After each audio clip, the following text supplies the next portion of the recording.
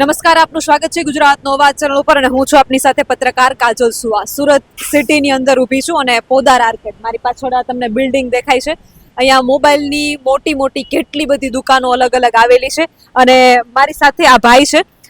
તમે જોઈ શકો છો કે આ ગાડી, તમને એવું લાગશે નવી ગાડી છે સરસ મજાની, તો નવી ગાડી છોડાવી હશે, પણ હકીકત કંઈક વાસ્તવિકતા અલગ છે. નીચે જે પાર્કિંગ છે, અંડરગ્રાઉન્ડ પાર્કિંગ, આની અંદર તે દિવસે જે સુરતમાં 12 ઇંચ જેટલો એક સાથે સાંભેલા ધાર વરસાદ પડ્યો હતો, એમાં 200 જેટલી ગાડીઓ આ પોદાર આર્કેડ જે મોબાઈલનું બિલ્ડિંગ છે એમાં અંડરગ્રાઉન્ડમાં પાણીમાં ગરકાવ થઈ ગઈ હતી. આપણે ભાઈ સાથે જ વાત કરીએ. અંદર કેટલી ગાડીઓ છે? અંદર 200 જેટલી ગાડીઓ છે. અંદર 200 જેટલી ગાડી ખરાબ થયેલી છે ફૂલ કન્ડિશનમાં. અને આ પાણી 2006માં પોદારમાં આવ્યું હતું, 2 ફૂટ જેટલું આવ્યું હતું. આ પાણી 20 વર્ષની અંદર પહેલી વાર એટલું આવ્યું. અને આ પાણી આવવાનું કારણ છે એસએમસી અને થોડીક ભ્રષ્ટાચારી નેતાઓનું કારણ છે. બધા નેતા નથી કહેતો, જે ભ્રષ્ટાચારી નેતા છે એના લીધે આ પાણી આવેલું છે. સામે પતરા લાગેલા છે અને બધી ગટરો બ્લોક હતી, એના લીધે આ પાણી આવેલું છે. ને અંદરની કન્ડિશન તમને બધી બતાવી કઈ છે. ચાલો.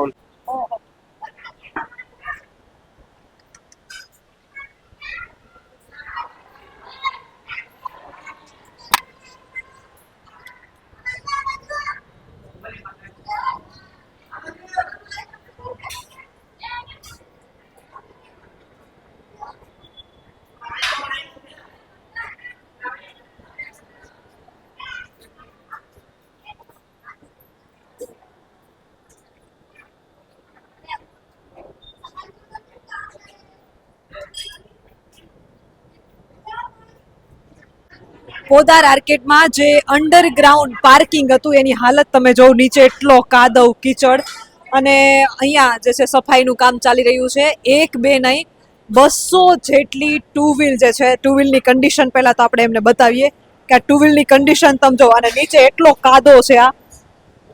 આજે છે 5-6 દિવસ પછી આજે આમાં પગ મૂકવાની જગ્યા થઈ છે. અને આ બધી બાઇકોની સ્થિતિ જો તમે, અંડરગ્રાઉન્ડ જે ગાડીઓ હતી આ બધે જે છે પાણીમાં ગરકાવ હતી.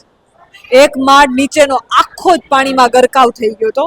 અને આવી 1 2 નહીં, આશરે અહીંના સ્થાનિક જે વેપારીઓ છે કહી રહ્યા છે કે 200 જેટલી ગાડી અંડરગ્રાઉન્ડ આ રીતે પાર્કિંગમાં પાણીમાં ગરકાવ થઈ ગઈ હતી. આપ જોઈ શકો છો કે અત્યારે આ પોદાર આર્કેડમાં કેટલી નુકસાની છે. અલગ અલગ દુકાનો અહીંયા આવેલી હતી. કોઈ છે ઠંડા પીણાની દુકાન છે, કોલ્ડ ડ્રિંક્સની દુકાનો છે, મોબાઈલની દુકાનો છે. તો આ બધાયમાં આ આખો માળ જે છે તે પાણીમાં ગરકાવ થઈ ગયો હતો. તમે જોઈ શકો છો નુકસાની, જો તમે કેટલી નુકસાની છે. અને વેપારીઓને એવું કહેવું છે કે બેન, 2 દિવસ હજુ તમે લેટ પહોંચ્યા છો. 2 દિવસ પહેલા કદાચ તમે અહીંયા પહોંચ્યા હોત તો તમને અહીંયાની સ્થિતિ,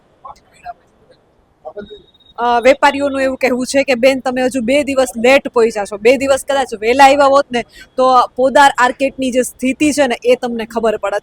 અને ખરેખર અહીંયા હાલત એવી છે, આ નીચે તમે જો એટલો કીચડ છે, આમાં ચાલવાની જગ્યા નથી.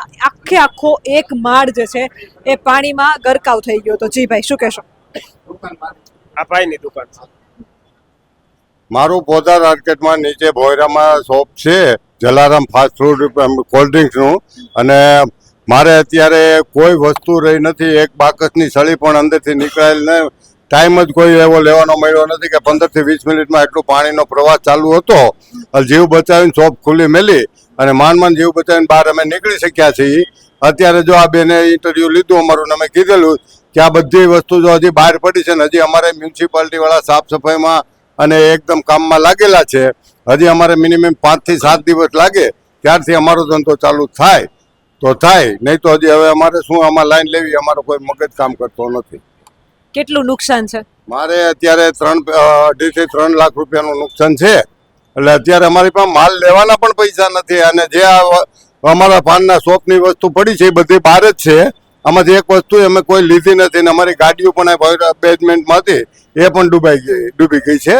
અત્યારે 150 ગાડી હતી અહીં બેઝમેન્ટમાં, એ પણ ડૂબી ગઈ. અમારી બાજુમાં આ દેવ મોબાઈલ છે, એમાં પણ બહુ લાંબુ ચોડું નુકસાન થઈ ગયું છે. બીજું તમે ગાડીઓની વાત કરી કે 200-250 જેટલી ગાડીઓ હતી, તો ગાડીઓની અત્યારે શું સ્થિતિ છે? હા તમારી સામે છે, જો સામે તે અત્યારે જેમ જેમ જેની ગાડી છે એ બહાર કાઢીને ગેરેજ ઉપર લઈ જાય છે, અને અત્યારે એ ગાડી રિપેર કરાવવાના 2-3 હજાર રૂપિયા થાય છે. એટલે જેની પાસે જે પોઝિશન છે એ કરાવે છે, અને બાકી એમને પડેલી છે. એટલે જેમ જેમ સગવડ થશે એમ કરજો. અને હર્ષભાઈ સંઘવી પણ આવેલા, એને પણ અમારું ઇન્ટરવ્યુ બધું લીધું ને એને આશ્વાસન આપેલું છે સરકારશ્રી તમને મદદ કરશે. અત્યારે તમે વાટ જોઈને બેઠા છીએ. સાચું કે જો આ બધું કોના પાપે થાય છે? ચાલો માનીએ કે કુદરતી આપત્તિ તો છે, કુદરતે 12 ઇંચ વરસાદ વરસાવ્યો એટલે પાણી જ્યાં જોઈએ ત્યાં પાણી જ પાણી જોવા મળ્યું, પણ પાણીના વ્યવસ્થામાં, એના નિકાલમાં આપણે ચૂક કરી હોય એવું તમને નથી લાગતું? નિકાલમાં તો એવું છે કે એક્ઝેક્ટ અમારે પોતાના જે પગથિયા છે એની બહાર નીકળો ને તમે, તો BRTS વાળાનું બધું કામકાજ ચાલે છે, તો ત્યાં પતરા મારેલા છે.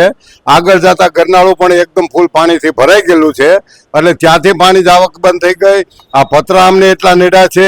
પછી આ વરાછાનું જે મેન પાણી આવ્યું ને એ બધું 15 મિનિટમાં આ બધો અમારો ખેલ પૂરો કરી દીધો. અમને કોઈ વસ્તુ લેવાનો ચાન્સ નથી મળ્યો કે અમારે શું કરવું. 15 મિનિટમાં અમે અમારો જીવ બચાવીને શોપ ખુલ્લી મેલીને બધા ભાગી ગયા છીએ. એટલે અમારી એવી પોઝિશન થઈ ગઈ કે માલ લેવા રોકાય તો અમારી જાનનું જોખમ હતું. એ હિસાબથી અમે બેન એક જટ નીકળી અને જટ અમારો જીવ બચાવીને ભાગી ગયા છીએ. બીજે દિવસે આવીને જોયું તો એકદમ ખચોખચ 20 ફૂટ પાણી ભર્યું હતું. છતાં અમારે અંદર આવવાની અમારે કોઈ બોલી નહોતી. 24 કલાક પછી SMC વાળાને ફોન કરીને કીધું કે આ રીતનું આમ છે, તો કે એ તમારો પ્રશ્ન છે, અમારે કઈ લેવા દેવા નથી. એ તમારી રીતે તમે પાણી ઉલેચાવો. તો અમે 3 બારથી બોલા જીગરિયા મૂકવા પાણી ઉલેચી. એમ પાણી ઉલેચાય એમ નહોતું. સંઘવી સાહેબ આવ્યા પછી અમારે જરાક ઓલું જોઈ એને ફોન કર્યો. પછી અમારે 2 બીજા SMC વાળા આવ્યા. સાહેબ ગયા પછી બધા સર્વે વાળા આવ્યા. સાહેબ ગયા પછી SMC ની ટીમો આવી અને એને બધાએ સાફ સફાઈ કરી અને અમને એટલું આશ્વાસન આપ્યું છે કોઈ ટેન્શન લેતા નહીં, બધાનું સરકારશ્રી જોવે છે. અને એને એમ કીધું છે ફૂલની પાકડી તમને મળશે ખરી. મળ્યું છે હજુ કઈ? હજી કોઈને અમારે પોતારમાં 5 રૂપિયા કોઈને આવ્યા નથી. અને સંઘવી સાહેબે એટલું આશ્વાસન આપીને ગયા છે એટલે અમને 100% ભરોસો છે કે સંઘવી સાહેબ અમારે માટે થઈને અત્યારે ફૂલ પ્રયત્ન ચાલુ છે. અહીંયા આપણા નાયબ મુખ્યમંત્રી હર્ષ સંઘવી જ્યારે આવ્યા ત્યારે તમારી સાથે વાતચીત તો એને કરી હશે, શું જવાબ શું આપ્યો તેણે?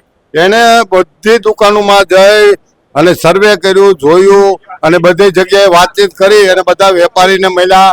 વેપારીની બહાર મીટિંગ કરી, બધાને દાદરા ઉપર ઉભાડ્યા અને એને કીધું કે તમે શાંતિ રાખો અને બધા હું કાલ કલેક્ટર ઓફિસમાં છું અને કલેક્ટર ઓફિસમાં તમને બધાને બોલાવું, પછી તમે આવજો. ત્યાં 5 જણા તમારા સારા મેમ્બર હોય જે વ્યવસ્થિત લઈને આવજો.